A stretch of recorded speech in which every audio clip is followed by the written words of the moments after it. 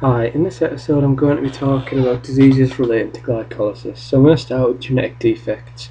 Now, a complete deficiency in glycolysis will lead to death. It's just fatal. There's no way around it. You can't produce enough energy and you die. You get a build-up of glucose, hyperglycemia, etc., etc. It's fatal.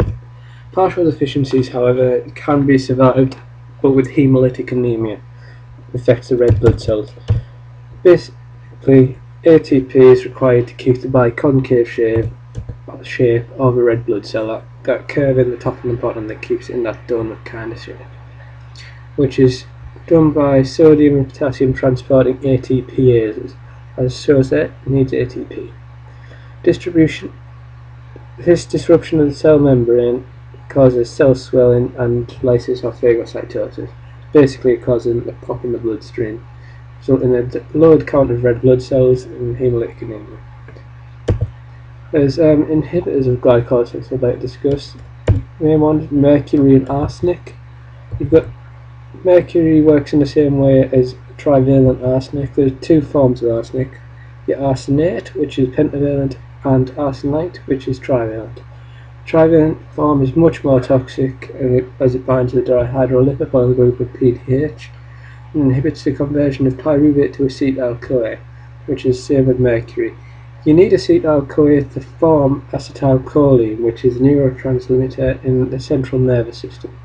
So if this is inhibited and you can't form acetylcholine, you eventually die, as your central nervous system doesn't function properly, you stop breathing, and eventually, So, arsenite works in this mechanism. Basically, these two hydroxy groups bind to the hydrogen on the thiol group, they fly off as water, and the arsenic is remained bonded to the sulfurs.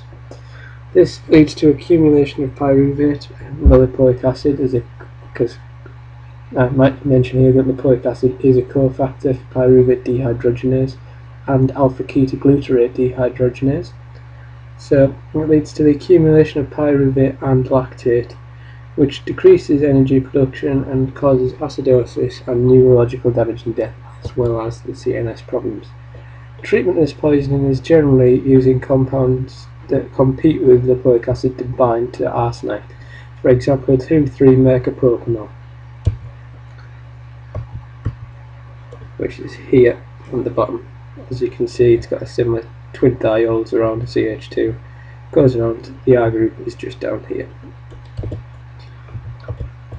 Your pentavalent works by skipping out a step in the glycolysis pathway.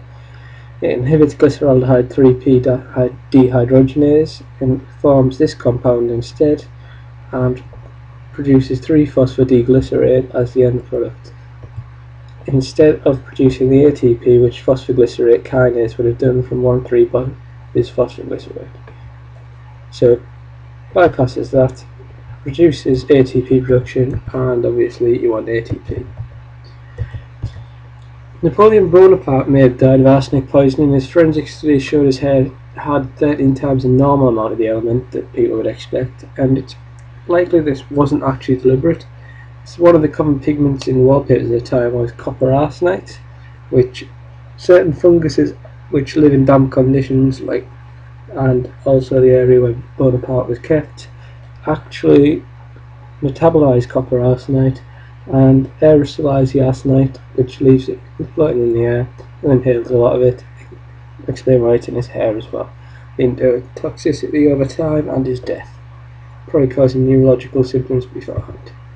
Iodoacetate works in a similar way to arsenate, however in that it inhibits glyceraldehyde 3P dehydrogenase, that skips out the step, but in this way irreversibly inactivates the enzyme. You can see this iodine here bonds to this hydrogen, you get hydrogen iodide, leaving the CH2 to bond to the sulfur there, form a covalent bond which can't be broken, irreversibly inactivating the enzyme. Fluoride ions are quite an area of debate about whether they should be or should not be added to water.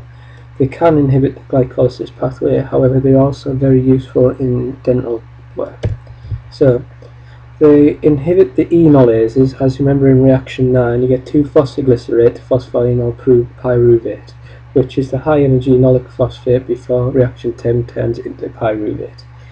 Loss of water, however, what happens in this is the fluoride ion binds to magnesium 2 plus phosphate to form a complex, and the reaction actually can't go ahead.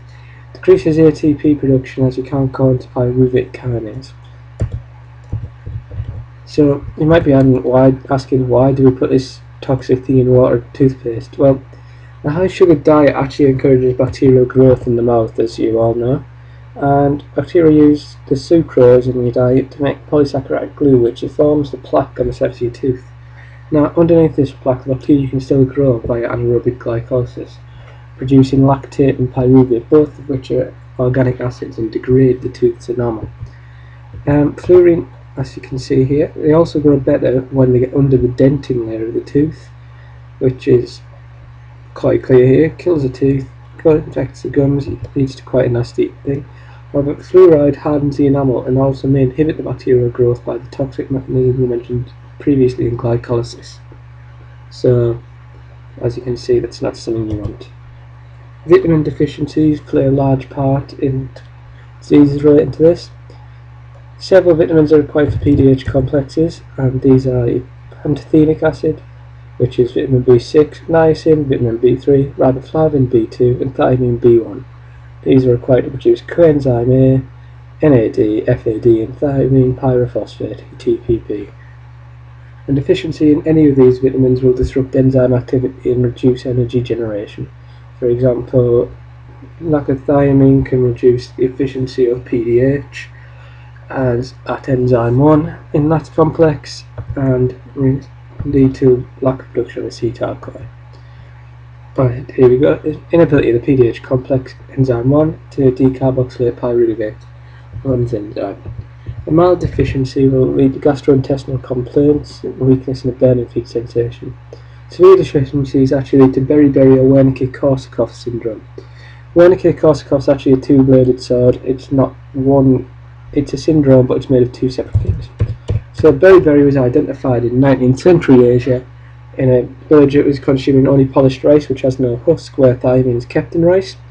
Two types, wet and dry, distinguished by the presence or absence of edemas, and clinical presentations, neuromuscular and cardiovascular disorders, leading to delirium, muscle weakness and wasting, and memory loss. Death generally results from a high output cardiac failure. Wernicke-Korsakoff is actually commonly seen in chronic alcohol abuse, as the majority of poor nutrition or poor gut absorption. The initial phase is Wernicke's encephalopathy. As I mentioned, it's two phases, which is delirium and mental derangements, and ataxia, which is incoordination of the muscles. Then you get Korsakoff psychosis, which causes anterograde amnesia and a distinct pattern of brain damage, focal lesions that you'll recognise if you look them up. There's the diagnosis. You can read that in your own time. It's pretty simple stuff. And the treatment is just thiamine injections intramuscularly for 3 days, then orally after that. Pyruvate dehydrogenase deficiency is a defect in the E1 component of the protein. It's X-linked, and it's one of the few spinocerebellar ataxias that are X-linked. It's an increase in blood pyruvate, lactate, alanine, and alpha-ketoglutarate, and results in congenital lactic acidosis. Of pyruvate is shunted to lactic acid production as it can't go into the form of acetyl-CoA. As there's no acetyl-CoA, it can't go via the TCA cycle and you can't get enough energy. So in a severe case, early manifestation within the first 8 days, mental retardation, severe motor dysfunction and usually death. Less severe, generally shows in later childhood and leads to progressive spinocerebellar ataxia and early death. Possible treatment is theorized to be a low carbohydrate diet. Thank you very much for listening, and I appreciate your time.